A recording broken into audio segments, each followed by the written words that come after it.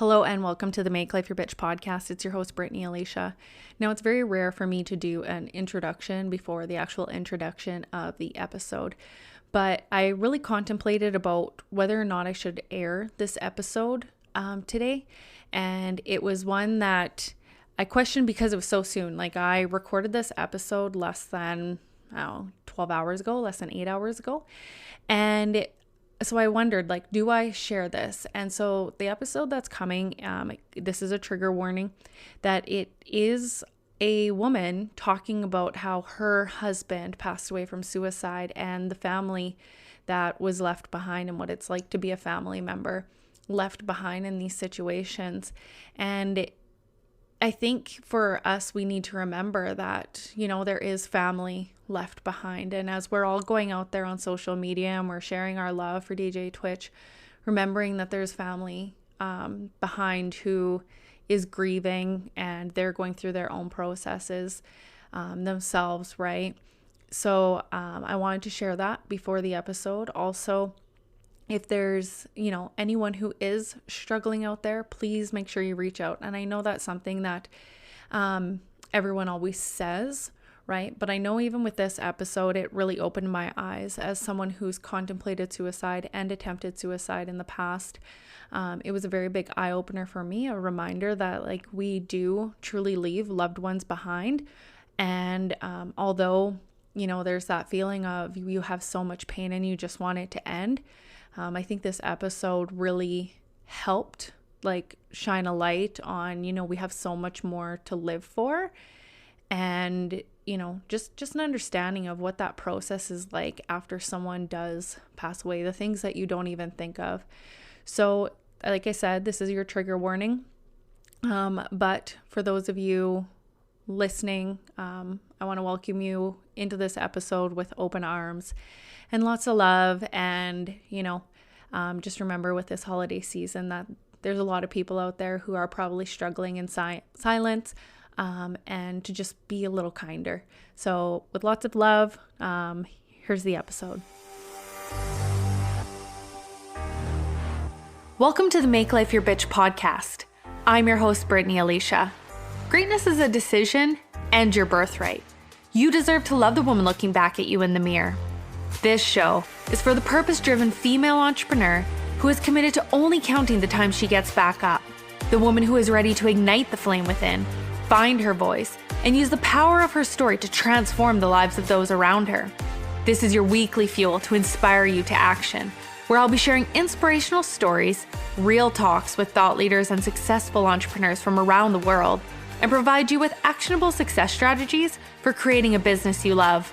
I'm a content marketing coach, and I'm committed to helping you as an online creator and entrepreneur wherever you are to turn your dreams into a reality, to help you transform your messaging so you can create a genuine connection with your audience and grow your income online. You are far more powerful and stronger than you will ever imagine.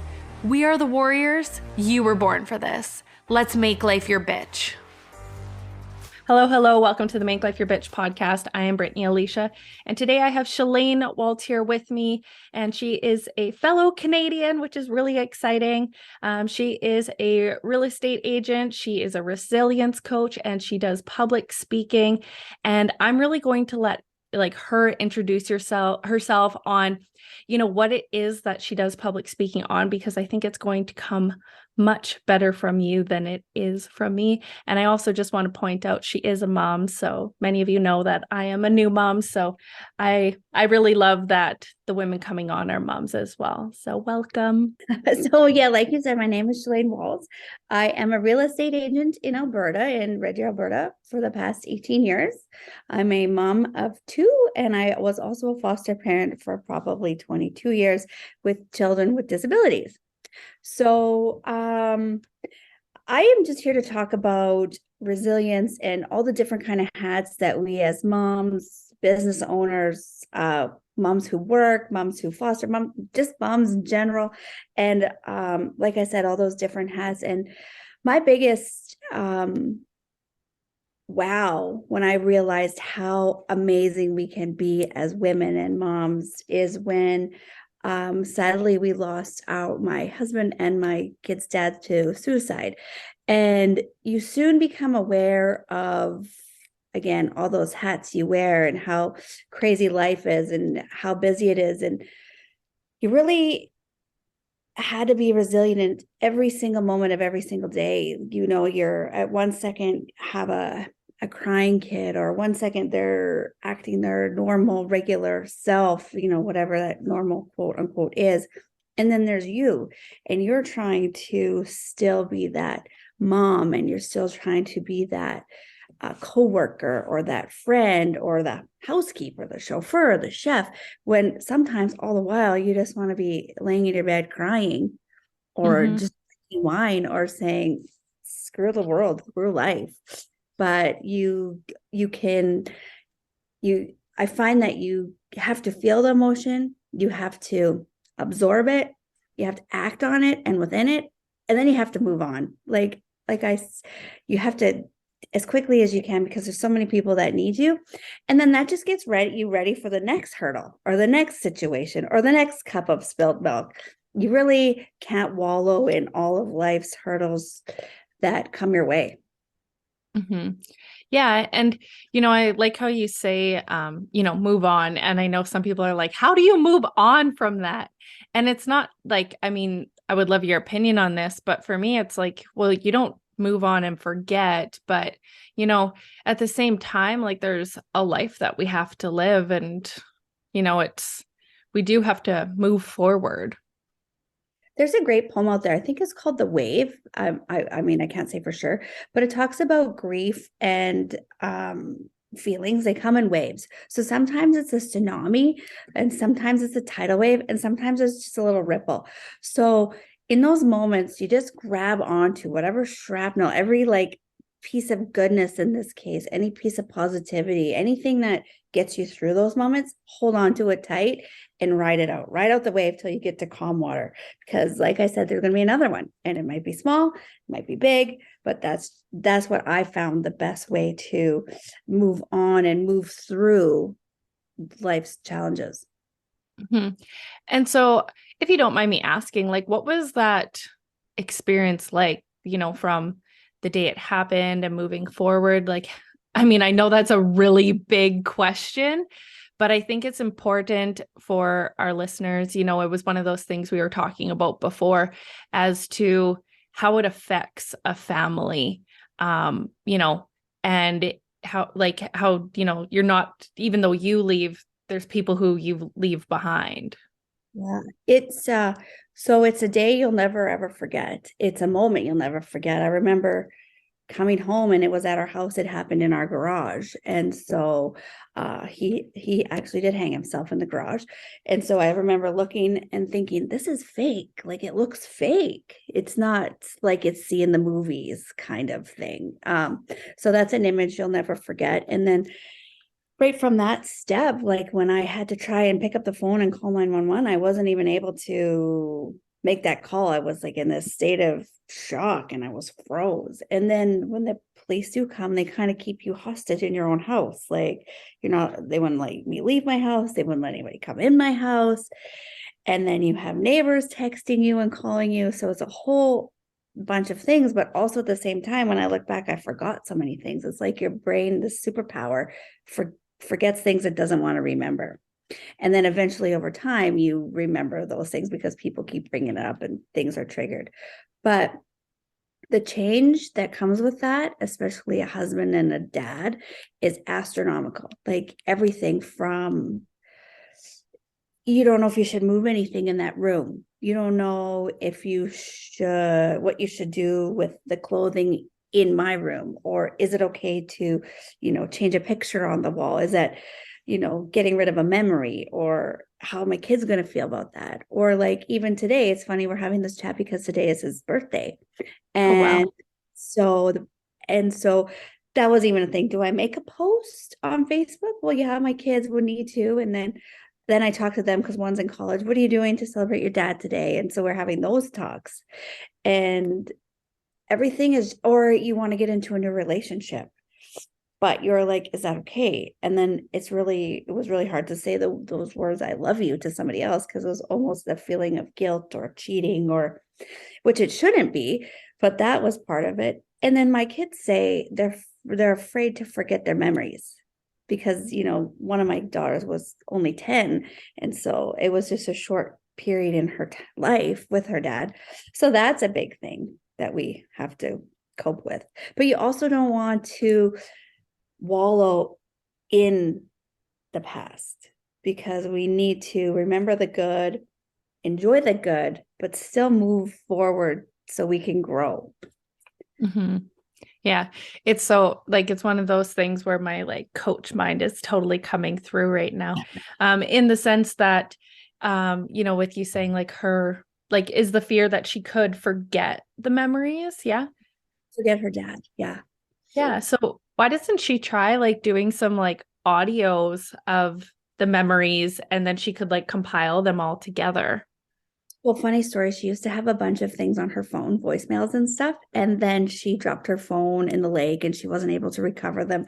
But thankfully, we have a bunch of the old school video camera footage. Mm-hmm. Does have that. So that's really nice. And one of my daughters, the youngest one, is not she's kind of moving forward faster than my older daughter. And so my older daughter, she lives on her own and she has like a shrine of her dad. And I'm like, well, where's my picture on the wall? Like, do I have to pass away to like earn a spot? But that's a way of keeping him around, I think. Yeah. I mean, it's one of those things that I couldn't even imagine. And I know for myself, I've had those moments of like those thoughts, like growing up and stuff. And it was definitely one of those things where I know, like, on one end, people would say, like, you have no idea who you would leave behind. And on the other side of things, and it's like, yeah, but I just had so much pain that it's like, I want it to stop. And, it's such a like thing between, pardon me? It's like a double-edged sword, right? It really is. And I think that's why it's so important that, people do hear like, these conversations, because it's like reminding them that like, it's not a scary thing to ask for help, Mm-hmm. I think that's so important. Even like when you were talking about, like your mind blocking stuff out, it's like, for sure, like that's, it's like that form of PTSD where it blocks things off, and then all of a sudden they come back as triggers, as these memories, and it's like floods of like, oh my God, like where did this come from? And I know for me, mine was based on abuse, but it was one of those things that I had to sit down with someone and tell them the story start to finish. I'm like, I don't need you to like say anything. I Right. just need to tell my story start to finish. And because I found I was protecting other people. And so it's like I would drop a little information and I would see their response. And I was like, okay, so, I didn't want to hurt other people based on like my own experience. So have you ever experienced anything like that, with interacting with other people and stuff? My whole thing about counseling, everybody will say you need to go to counseling. You need someone to talk to. And I would have that. I'm like, I don't want you with your clipboard writing down what I'm saying and then prescribing me some medication, or doing the intake, whatever the process is, to make sure I find the right counselor. I don't want to do that 10, 15, 20 times till I find the right one. I was more comfortable talking with my friends, but they were saying, well, Shelaine, we have this biased opinion, like this, like we're part of your world, so maybe we're not going to help you. But for me, I just didn't want the clipboard and like what you were saying. And then the triggers, I didn't even realize what that really meant until in this situation. And you're just going about day's life, and all of a sudden something makes you cry your eyes out. Like, for instance, I remember the first Christmas, he passed in July. So Christmas came and I had to put up the Christmas lights and deal with Christmas lights, and something so small. But I remember being at Canadian Tire because I needed new Christmas lights because they were all burnt out. And then I'm like, I don't even know which ones are for inside and outside. Even all the while it says it on the box. But like my mind just like was like, oh no, this is something we used to do as family. And then there's the crying, and there's the ugly crying. And yeah, Mm-hmm. triggers were just forever for a while. Yeah. And I mean, it's okay to feel our feelings, right? It's like, can we like give ourselves all a permission for a hot minute to like feel our feelings? And I don't know if you've ever been one of those people where, I know for myself, people would say to me, "You're always so positive," but it was almost to a fault. And it was like sometimes I just needed to let those feelings to flow through me and not like have a thought come up and be like, "Okay, stop." And Right. then because I was just storing it in my body then, and eventually it was going to come out. I I don't know, like maybe some people can relate, probably lots of women. You put on a sappy song and you just are ugly crying in the bathroom in the mirror. And then you're like, okay, I got this. I'm good. No more of that song, even though if you've listened to it 1 or 10 or 20 times in the mirror, and then you're okay. Then that for me, I was able to just carry on. Yeah. And I think everyone's process is different. Like you said, you're like, I don't want the clipboard. And I totally get that because that's how I was too. And that's why when I walked into the room, I just told the women, I'm like, I don't need you to say anything. This is what's happening, and I'm gonna leave Oh my after God. we are complete. And I mean, so I think it was like um, two or three things, but even that, like I barely remember that. But it was like all of a sudden, like that third day I walked out of there and it's like the flashback stopped. And it very much like it was, like I said, like I mean, there's some people who are really good listeners, and then there's other people, like, especially as women, we're probably better listeners than men, right? Like they're like fixers. They're like, let me solve this. And you're like, no, like I just need you to listen. Exactly. Another thing that like you're not ever prepared for is when someone passes in that process, like of going to the funeral home. And so I remember being kind of rude, and that's not my nature. But they're like, "Can I get you a coffee or something?" And I'm like, "No, I'm not going to be here that long." Like, why wouldn't you offer me a wine? Why are you offering me a coffee? Do I Yeah, look like I need a coffee right now? What are you trying to say? and for long enough. Yeah. Or like when you have to pick them, like, because my husband was cremated, so you got to pick him up. And I'm like, well, what am I supposed to seatbelt him in the car, or am I supposed to like put him on? What am I supposed to do with this? All these crazy little things that, people don't often talk about, or, you know, like when I have to pick the outfit because we had a small viewing, and I'm like, well, do I need to bring underwear? Like, I don't know. Like socks, all these all these things that you don't think about. I know. And it's like one of those things that I think because they just do it, they don't even think to, say to a person. And I think that's why it's so important for, when you've gone through something to educate others. And sometimes it can seem like an asshole thing to do, but it's like, hey, this is what I needed from you. And, you know, Yeah, that makes sense. It's like you just don't know. You don't know what you don't know. And if you haven't gone through it or you haven't had to plan anything, then you don't know. Even like getting the funeral bill. I'm like, what? I had to pay $150 for you to close his eyes. What? Like, it's just crazy. You just don't know these things. And now I can look back and, laugh about these things. But at the time, it was just one thing after another. And that's what I mean. You have to be able to get over that one thing to get on to the next thing, because there's going to be every hour something for a few weeks, it seems like, whether it's your kids, whether it's your work, whether it's dealing with the passing, whether it's dealing with things at home, whether it's dealing with the blue jobs.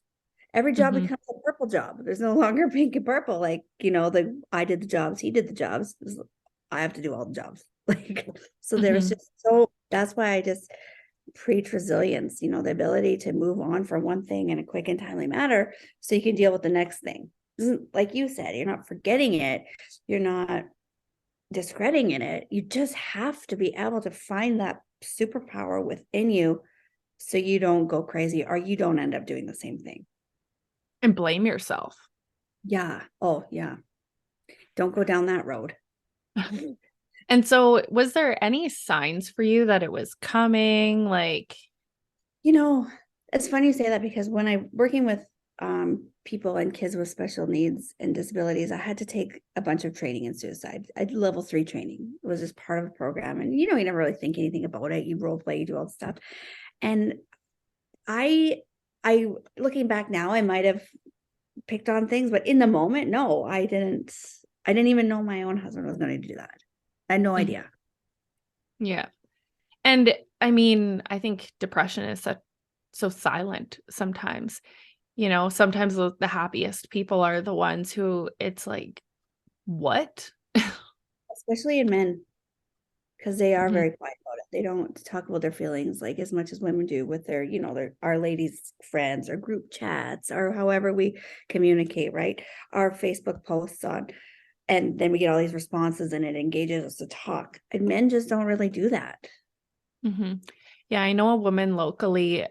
She lost her husband. It was a few months ago. It was her fiance, actually, and they were set to get married in a month. And so I know, just kind of knowing her from high school, and I played soccer with her, and seeing the process that she's going through. I mean, for yourself, it's like being able to speak to those women, being able to like even, you know, coach those women. It's like not be a therapist or anything like that, but it's like the resilience of like, how do you get through it? Because the therapist doesn't know how to get through it, right? I think unless In you've my gone opinion. through it, you don't. I feel like you can have a good idea and you can provide tools, but if you haven't been through it, you're right. You haven't felt that emotion and you haven't felt that the anxiety that comes with it or the blaming or the failure that you feel, all of the I think, I swear to goodness, you feel every emotion out there, even that you possibly could in a short time. Mhm. Well, and I know with the grief cycle too, it's not just, well, you go through anger and then you go through the next. It's like you like toggle through. It's like one day you're like, I'm through this. And then all of a sudden you're like at step one again. And you're like, what the fuck is this? Like, Totally. I remember sometimes being so mad and I'm going through the house throwing shit out. I'm throwing stuff away. I'm like, you know what? You did this. I can't believe you did this. You're mad. And there goes the shirt. There goes something and giving things away. And then you're like, oh no, what did I just do? Why did I get rid of that? Like, so yeah, it's crazy. That mhm. it is crazy that way. Yeah. How did you really come out the other side? Because when did it happen? I think it was a little while ago. Hey, 5 years ago. Yeah. And so when was the date? Like, do you remember the day where it's like things kind of switched for you? Yeah. I remember taking my kids on a vacation for a relative's wedding. And it was probably 3 years had passed. And I was like, okay, I could do this. I took my kids on a vacation by myself, like to Mexico, we went. Everyone else has a spouse. I don't. I'm okay. I didn't cry. I'm good. I just got that sense of like, okay, we can do this because it was the three of us. And I have a sign made that says always you, me, us three. I'm like, we got this. We can do it. We can move on. And that Mhm. would have been my big aha moment for me. Yeah. And I think it's just allowing time Time, sometimes. time does. And every year, every holiday gets easier. My kids and I joke, oh, when can we just say that was so 5 years ago? When can we just say that? Because that was kind of in our family. We felt like that would be okay. So that's kind of where we're at. So we've done all the 5 year holidays. Now we're Mhm. on the 6th year and the 7th year. And so it feels okay. I notice my girls are okay, getting better, especially my oldest one. Mhm. So that makes me feel good. I mean, she's had a lot of firsts, going to college, all these kinds of things. And that's been really hard on her because her dad's not here. So when she gets that, I get sad, but then I just got to make sure to put my mom hat on, my therapist mom hat on, and then help her move Mhm. through. Yeah. And so, I mean, I don't know if we covered it already, but what would be the hardest thing for you through that whole experience? The memories was real. Everything changed. Every holiday. Um, selling like we getting rid of my camper, getting rid of because it got old and it became too much for me to fix, and I didn't have a truck to pull it anymore because my husband always had a company truck. Getting rid of the skidoo, the brand new skidoo we bought. Well, I'm not going to take that to the mountains, so we're not going to have those fun garage days fixing on it, drinking beers, all that kind of stuff. Everything, no Sunday work in the yard, cut the lawn, every small thing in our life changed. The only thing that we still have the same is the same house, but it's soon to be sold too, because now it's too big. Like the kids are moving out and going to college, and I don't need this, even though it's a hub for us. And it's once we sell the house, it's like the final chapter. And that's hard. Like it's hard for all of us, but it's a natural progression.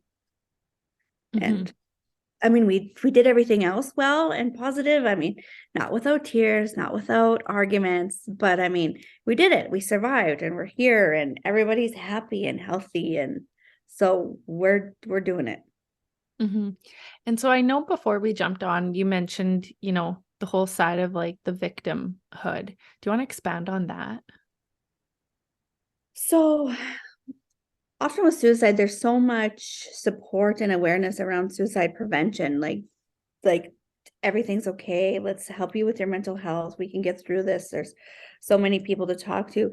And in fact, that's true, but our system is so screwed and behind and lagged. My husband actually did go to try to get some help, and by the time we got the letter that said, sure, we have an intake for you, he had already passed.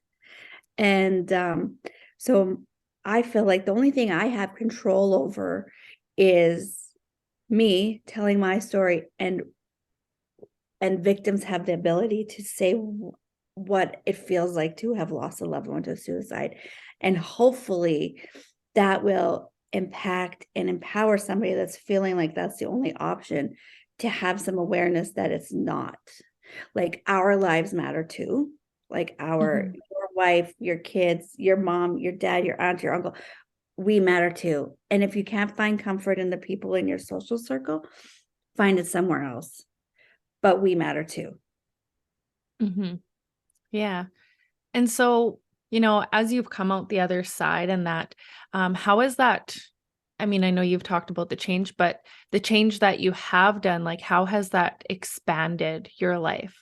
Oh, I would say I have become my best self. And I don't mean that to say selfish, but to be honest, there's no choice when you have kids. There's no choice when you run a business. There's no choice when there's bills to pay.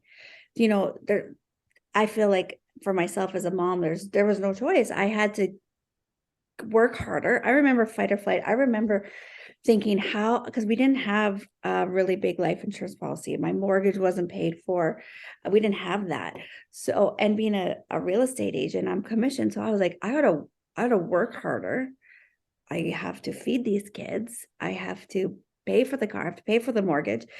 So that happened. I revamped my business, formed a team with my husband now, and came out the other side in our business better than I could ever expect. And mentally, I think just not wanting to feel those feelings and not wanting to end up the way my first husband did, dead, I really had to make sure my mental health was okay and I was doing okay. So I ate healthier. I went to the gym because I was overweight. I got my body in my best self. And now spreading my story, spreading my awareness to kids, even when my friends would kids, they would talk about suicide or, oh, somebody died. I found myself always talking to these kids about suicide. And maybe just because it was so close to them, and in their social circle, they felt comfort in coming over here and being able to talk about it because we would talk about it. It's not ever something we hid or put a blanket over. We've always been very open.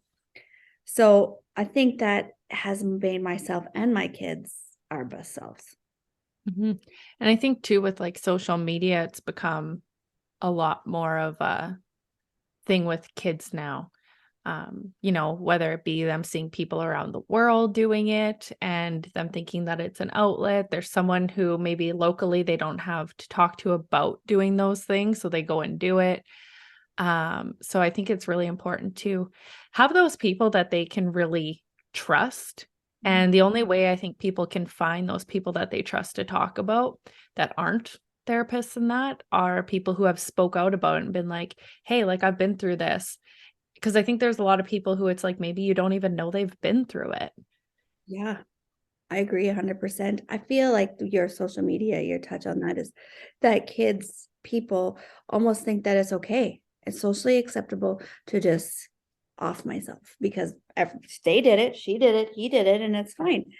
And that's so awful. That's so not the case. It's something that I don't know how we'll fight. I don't know how we'll battle it. And I don't know how we'll protect people against it other than just being a real raw voice, not a therapist, just a real person with a real story and real words to speak. Some are swears, some tears, some laughter. I think that's going to be our most powerful tool for everybody that has the courage and the ability to get up there and talk to people. Mm-hmm. Yeah, I do. I think when we become relatable, I know even in the coaching industry, for myself, it's like you see these women who are wanting to coach people because they took a course on, and so it like piqued their interest for them to coach someone on. And it's like, but you've never been through it. So how are you going to coach someone on that? It's like other than listening to them, and you could possibly give them some advice, but when it comes to the emotions and the feelings, like you can't relate to someone else's feelings. Mm-hmm. It's you can sympathize with them, but you can't empathize. Mm-hmm. That's really powerful. Yeah, exactly. You can empathize, but can't sympathize. Or sorry, vice versa. Yeah. I agree. I'm just thinking of all the things you just said. Yeah. And so for yourself, like, what was it like moving on and like starting a new relationship? How did that impact your family? Of course, right? Duh. Kids. Like I asked them if I could go on a date. But somebody once told me, they said, if you're not happy and healthy, no one's going to be happy and healthy in your house. So that resonated with me, and it was really true because I can remember on my happiest days how well the house would flow, how the kids' energy was good, and on my darkest days, how that looked too. So I did understand what they were saying, but it was really hard. Like from saying I love you or thinking I could leave my kids to go on a date when I thought I have to be with them for every minute of every day. I remember one of my daughters shortly after wanted to go out on a date just for lunch, just to get out of the house and get away from the casserole dishes that had been delivered. And I'm like, oh, well, what if somebody sees us out? What if they think we just moved on? Like that was a big thing.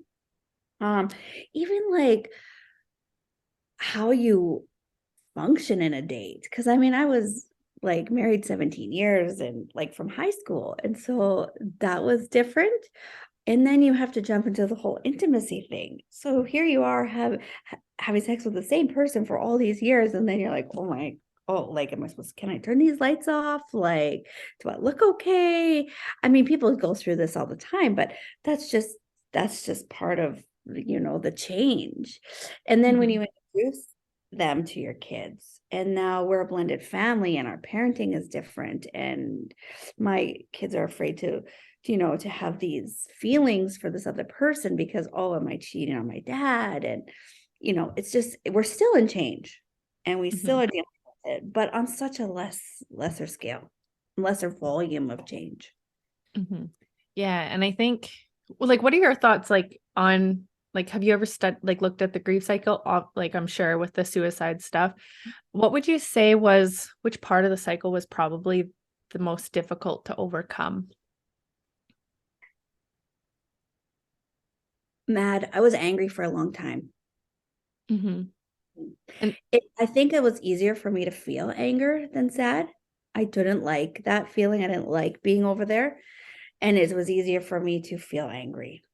So for me to get over that, it was long because I was angry that he left me. I was angry that he left the kids. And then every time the kids would be sad, I would get angry. Or anytime I was wondering how I'm going to pay the mortgage, I would be angry.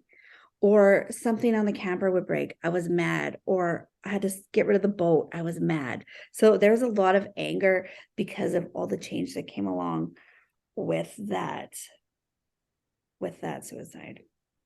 how did you overcome the anger?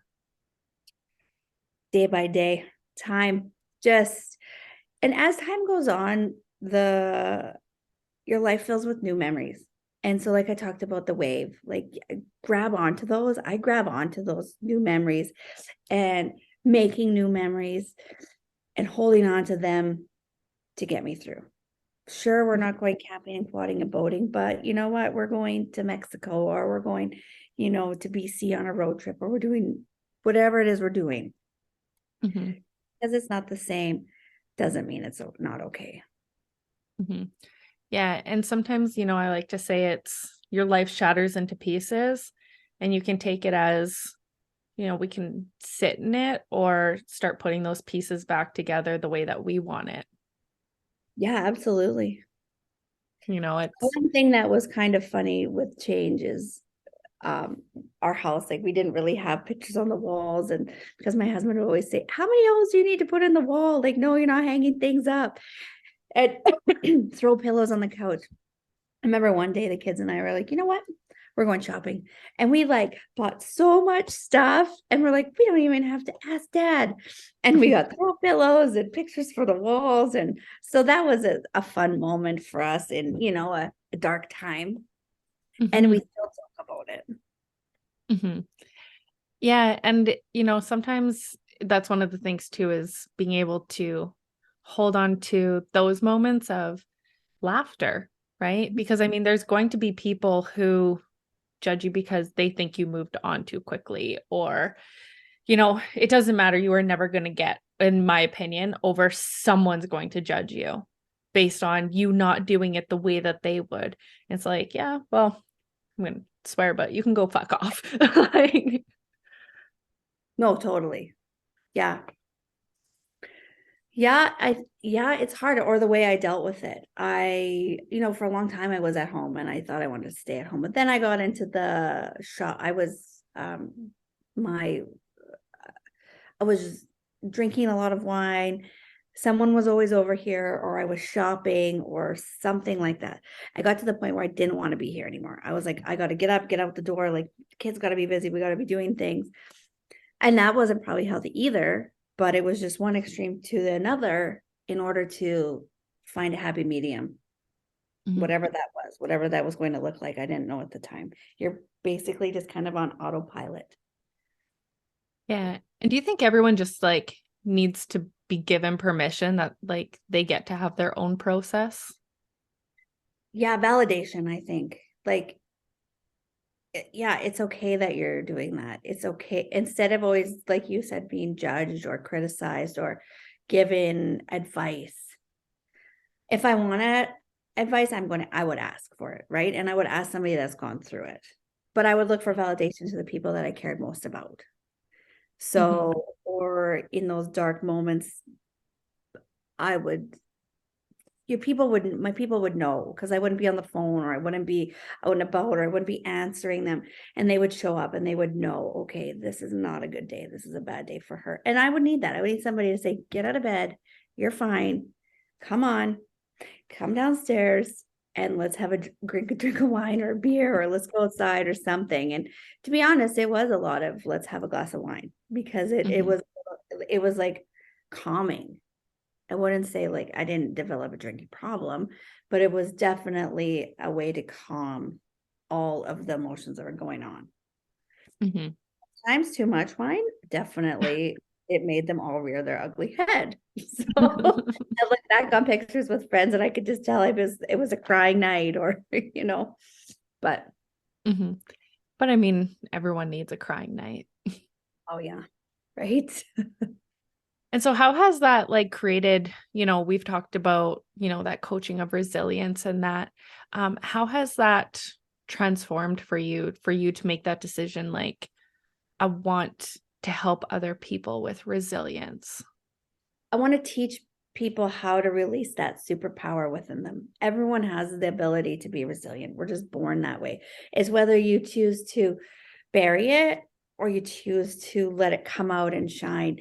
And I want to show what's the choice. If you're not resilient, you're in this state of hopelessness, depression, unable to move on, move forward in relationships, work, parenting. I mean, this can happen even like you're a new mom. You have to be resilient right from the moment you're pregnant.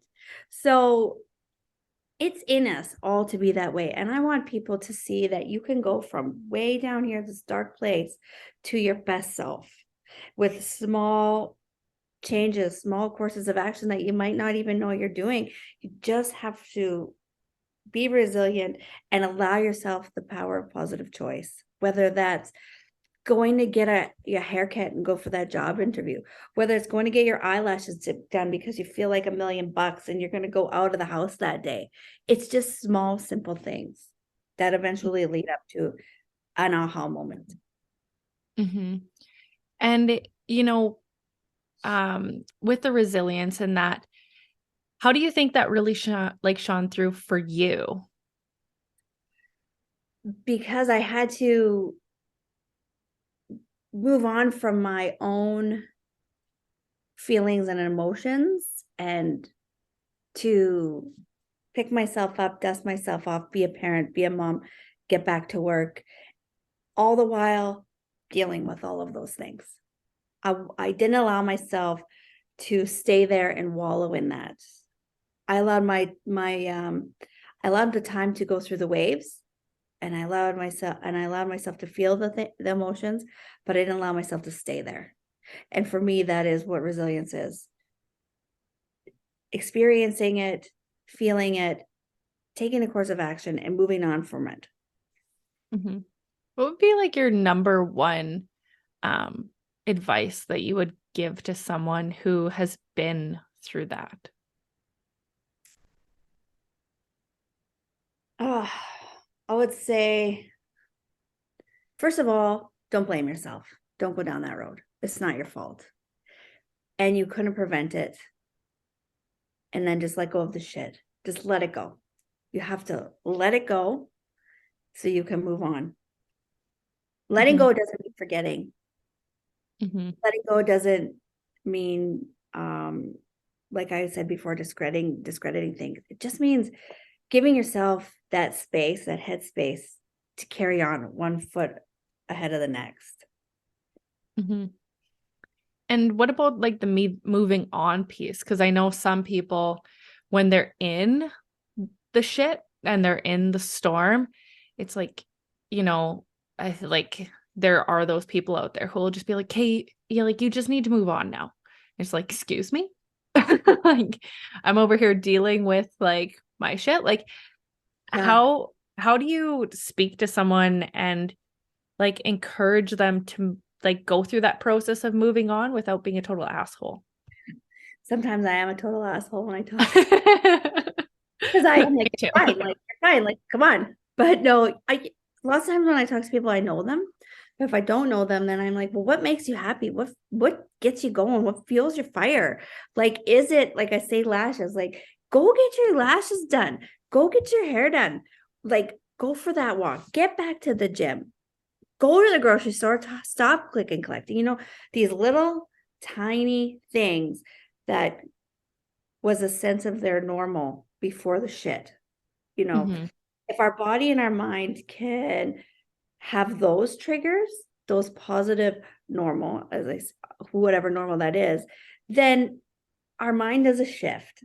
I feel in my only personal experience, like, oh, I remember all that stuff. I remember what that felt like. I remember what that looked like. I remember what that tasted like.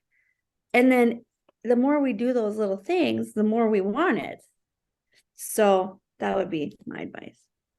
Mm-hmm. Um, and like you're saying, like making that shift and like looking back and moving forward with the things that you remember being your normal and that. Um, how did you, like, I know you've mentioned a few things, but what are things that you've done to respect his memory, but still allow yourself to move forward so that you didn't feel that sense of guilt? Because I know I asked you and you said anger, but I think for a lot of people, there is that underlying guilt of doing anything when it comes to moving forward. So today, for instance, I said it was his birthday, is his birthday. So, and since I'm married and I did a post today for my kids and my kids' honor and it spoke about happy heavenly birthday. Now your only job is to look after your girls. So that was a thing, because I didn't want to post this post about, oh, how I love you so much and I miss you. And because I've moved on. Like I have a new husband that I love and adore. And, so there's that fine line, I think. Another big thing was taking the ashes off the mantle and putting them away. We still have them. We still will bring them out sometimes, when people are over and we're having beers and stuff. I know it's kind of creepy, but sometimes we do. It's not like we're putting our hands in it or anything, but, and sometimes we joke. I'm like, oh, I'm so mad at your dad. Like, cause memories come up. I'm like, you're taking them home tonight, like things like that. Mm-hmm. The And shrine so, is, I used pardon to me? have I used to have a big shrine as well. And one day my sister came over. She's like, you need to take that down. I'm like, you're probably right. And so, is there things, did you ever ask yourself the question of what, how do I phrase it? Like what would he want you to do in those situations? Like would he, like asking yourself the question of like, well, what would he want me to do right now? Like, would he want me to move on? Like, would he tell me like, hey, it's time, like I'm gone, it's time to go out and start dating? Like, did you ever have those moments where you kind of had to tap into speaking to Dark place. him? Yeah. Yeah. And he's like, I think in like when holidays come around and important things come around, when I got married, he comes around. It's so weird. So I don't even have to really ask those things. He's just around. I don't think he's ever left yet because I don't think he wanted to. Mm-hmm. And I think with people who do commit suicide, there's a lot of guilt there. Mhm. I mean, I do believe in the afterlife and spirits and that kind of thing. So for me, it is one of those things that I'm like, I think there's a lot of guilt with people who make those decisions. I do too. Mhm. 100%. Yeah. And so, as you've come out the other side and, you're married now and all of that, that gets to be exciting, right? Starting and creating those new memories and You all of really that. learn how valuable time is. You really learn, don't waste it. Memories are important. Like make memories, like wherever you can, you know. Mhm. And yeah, some people may have thought maybe I moved fast or I got married too quickly. I don't really think I know in my circle of family and friends, nobody thinks that, but outsiders might. But like, why would you wait? Why? Tomorrow's not promised or Mhm. guaranteed. So you just live in the moment, do what your heart feels. And, you know, I I am very happy now, but I had to allow myself to be happy. Mhm. So allow yourself to open up to feel that. And I do think happiness is a choice. Yeah, like I don't think you just like wave a magic wand and it's like boom, happy. Oh, Like that'd be little nice. Cinderella, like boop. Yeah. Yeah, like I really think that, you know, sometimes happiness is work, you know, and some people aren't willing to put in the work. And it is just waking up each day. And it's like, you know, when I talk a lot about energetics and that. And to me, one of the things I always like to say to my clients is, you know, what works for one doesn't work for all, Mhm. right? Like whatever is going to raise your vibration, make you feel better, whatever it is, it's like understanding that, yes, this works for this person, but why? Like, what does it do for them? Whether it's like someone who's into meditation, someone who's, you know, into just looking at themselves in the mirror and being like, you're enough today, you Yeah. know?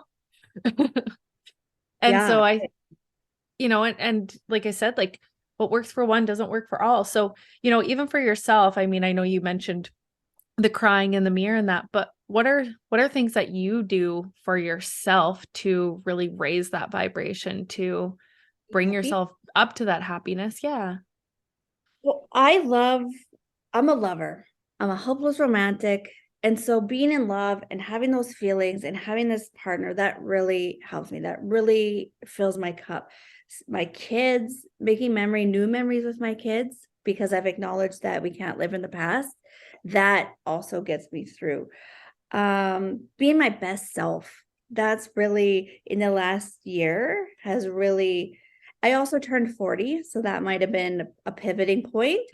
So that really is what it is for me now. Being my best self, making memories and living my best life with my husband, my like love that I can, because it is like having a second chance. Hmm. And that's what life is all about. Whether you've decided it or not, or the universe decided it, you have a choice to embrace it or not. I think that's so beautiful because, you know, I think a lot of people coast through life and you wake up one day and you're like, you know, holy shit, I mean, especially, you know, as we get older, we have those moments that it's like I can't do that anymore. Like that hurts my body. And I remember hearing Yeah. other people say that and I was just like, that won't be me. Oh, yeah. Hangovers hurt my body now. I still haven't And learned. you know, and it's one of those things where, you know, we go through those things where we all of a sudden realize like time is a gift.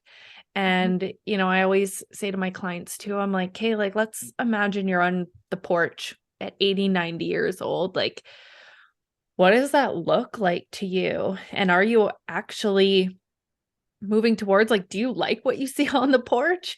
And if you don't, can we change it? If there's something that you like have a dream of being there, like, are you actually moving towards that?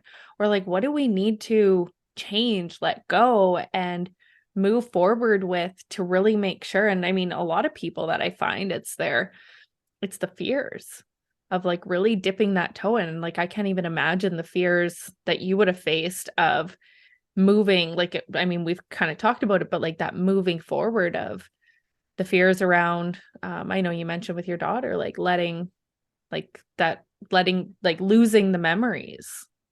Yeah. Yeah. And my biggest fear right now is when I sell the house. Like there's that chapter. There's even, it makes me sad now, but it's not something I just thought about. So I'm always mulling it, but it still doesn't make it any easier until you actually do it. So I Hmm. sometimes joke, oh, I'm just gonna, and I'm a real estate agent. I'm like, I just need to just hire another realtor and leave and not do it. But then that's not dealing with it. That's just like sweeping it under the rug. But Hmm. so no matter no matter what, there's always going to be things to deal with, I think. And I think that also gives you so much well, I guess it's a question. Has that given you a better level of understanding for those who are selling a home, you know, when after someone's like passed away and how to navigate through that? Your home is your box of memories, right? Every corner, every scuff on the wall, every, you know, you know, broken fence board, it's all a memory. So it's not that you're just selling your house, you're leaving your home, you're leaving your movie, basically.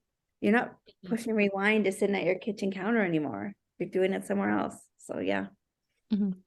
Yeah. And I know for myself, like it's sometimes you're leaving a home and it's like you're leaving that behind. But I remember for myself, I mean, mine was not someone passing away, but like going through a breakup kind of thing. And leaving our home. And it's like you go into that new life and you're like, I had to choose excitement, like I said, with putting those pieces back together. Like I had to choose the excitement of getting to do something new and that got to create an exciting new life versus hanging out in the past and being like, oh, I miss this and I miss this.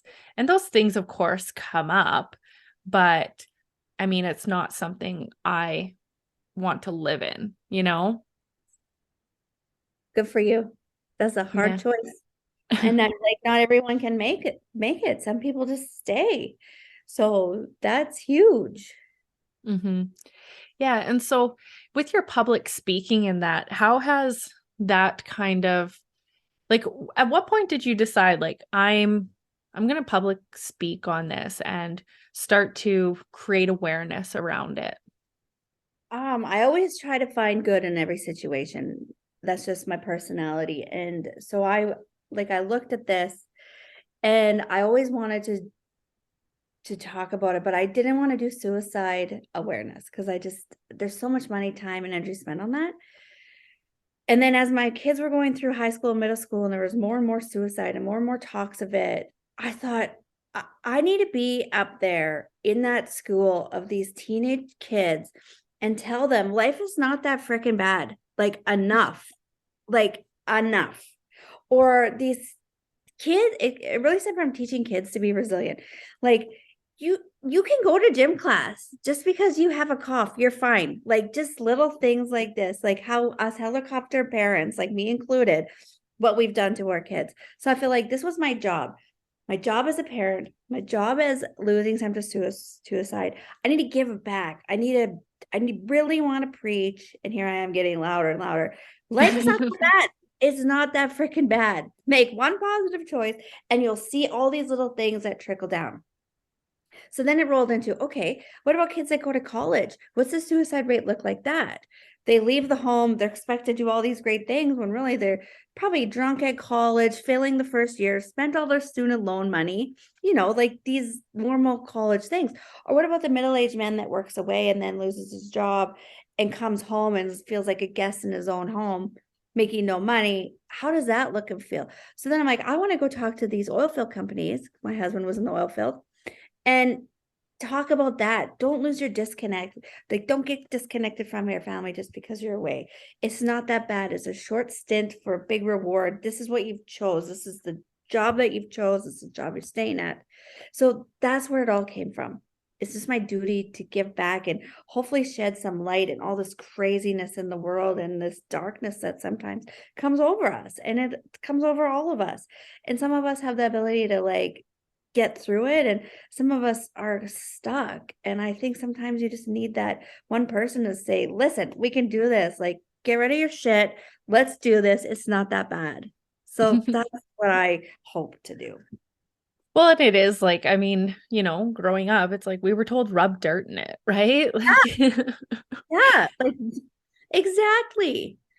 That's and not now the way. all of us, no, and now all of a sudden it's like, oh, like they have a cough, they have to stay home and Yeah. all these things. And I mean, I'm, not for any of that. I'm just like, can we not? And I mean, Kid that doesn't have those fancy boots at school, like when you're in grade 2 and other grade 3 is picking on you. Like, it's just so terrible out there now. And I just need to have some goodness spread out there. And like, and whether I'm talking to kids in middle school to adults, it doesn't matter. The message is the same. mhm. Yeah, exactly. And I mean, because even the bullying, and that kind of thing. And I don't like to throw the term bullying out there because I think everyone and their dog like tries to use that as an excuse now for why like they've had a bad day. Well, so and so bullied me. It's like, okay, but like, I mean, let's not overdo it now. But I think I think it's become worse in, the way people treat others. And I think because so many people are desensitized, right? And, from like, especially kids becoming desensitized to it. And now they get older. And sometimes I find the adults are sometimes the most vicious, and then it's trickling down because of that. And who's even a bully to someone's face nowadays? It's all by text message or Snapchat. Back in my day, if you were going to be mean to somebody, it was to their face. But now they're all these big cats because they just do it behind their cell phone. I can't remember a time in my kids' school that it was face to face.